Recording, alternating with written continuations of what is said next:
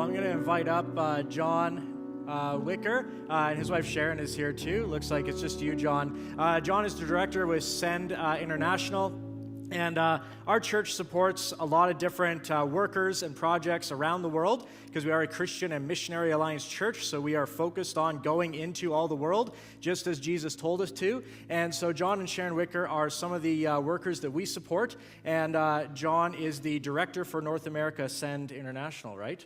Did I get that? I don't know if that's the right title. Regional director. Regional director. Yep. That is pretty close. Okay, John, here's a mic. You let us know what you've been up to the past little bit. Sounds good. First of all, thank you so much. Thank you for being a part of our financial team. But that's what we looked like when we first came here in 2011, after living in Russia, in Siberia, for close to 20 years. We needed to do a lot of adjusting to figuring out how to live in Canada again, and you have helped us. Many of you here helped us at the beginning and actually, in full honesty, continue to help us figure out what it means to live in Canada.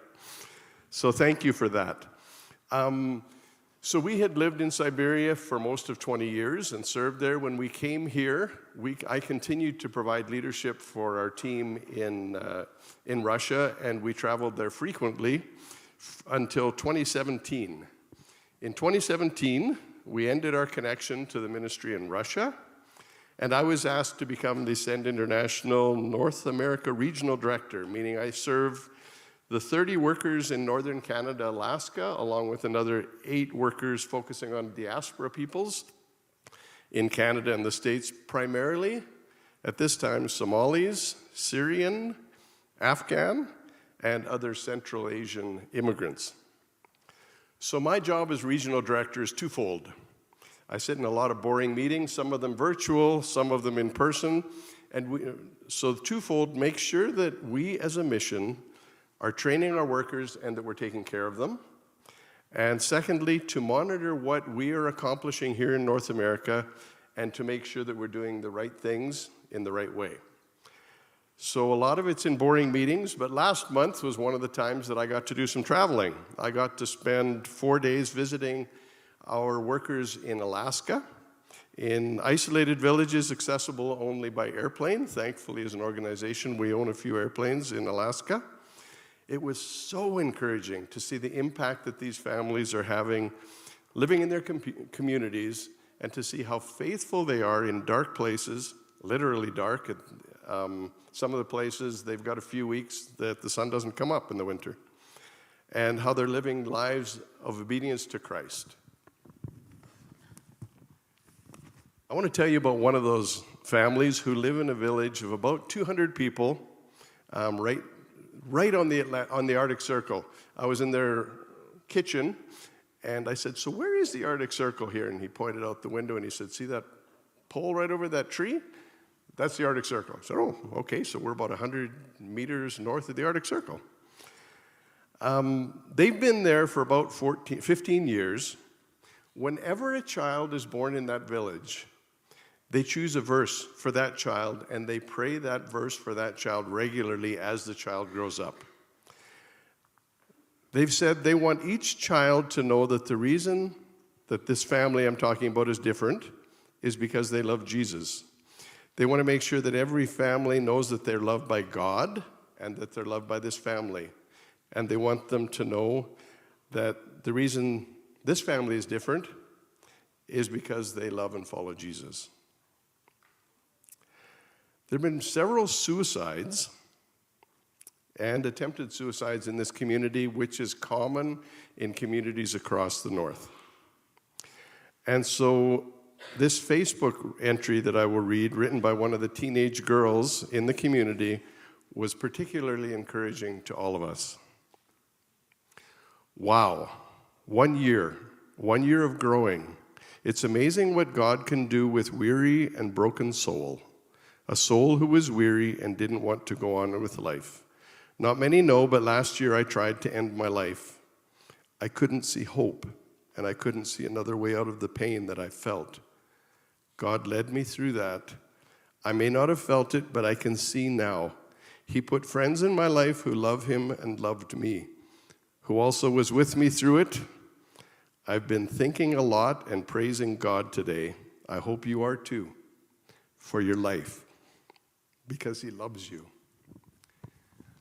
And that's happening all across the north. It's quiet. Sometimes you don't even know what's happening, but that's what these families are doing. It was so encouraging to see them. I want to quickly tell you a story from another part of the work. This is from a work down near Atlanta, Georgia. We have a Latino worker serving among Afghan immigrants there. She's one of my heroes of faith. She was brought into the United States as an undocumented immigrant when she was a child. She's grown up in the States. She's got her education in the States. She went to university in the States. She went to university. She pays taxes. She's come into the States legally as an adult, but she's a DACA recipient, and if you go in, there's no pathway to citizenship for her.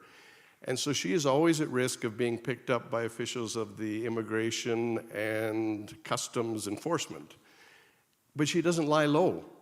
She's just out there. She's been working with ladies and girls, helping them learn English and building relationships with them. Recently, she began challenging and training Latino churches to reach out to their neighbors.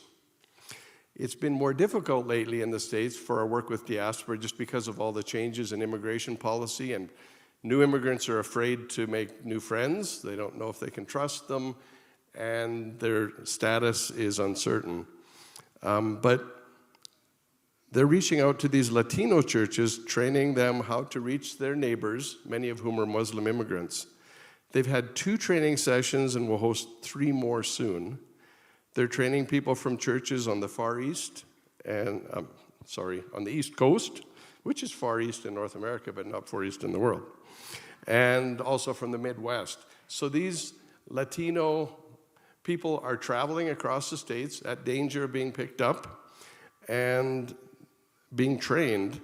And one of their students recently shared with them, she said, "During the training, my chains of fear and anxiety were broken. I've already invited some of my Muslim friends over for dinner." So just really be praying for these brothers and sisters who are reaching out in very difficult times. And I'm not trying to make any political statements. It's just all really confusing, and these people are trying to figure out how to love their neighbors. I could go on and tell you lots of stories about what's happening, but time doesn't allow it. If you want to talk to me or to Sharon, we're here most weeks. Find us before or after service.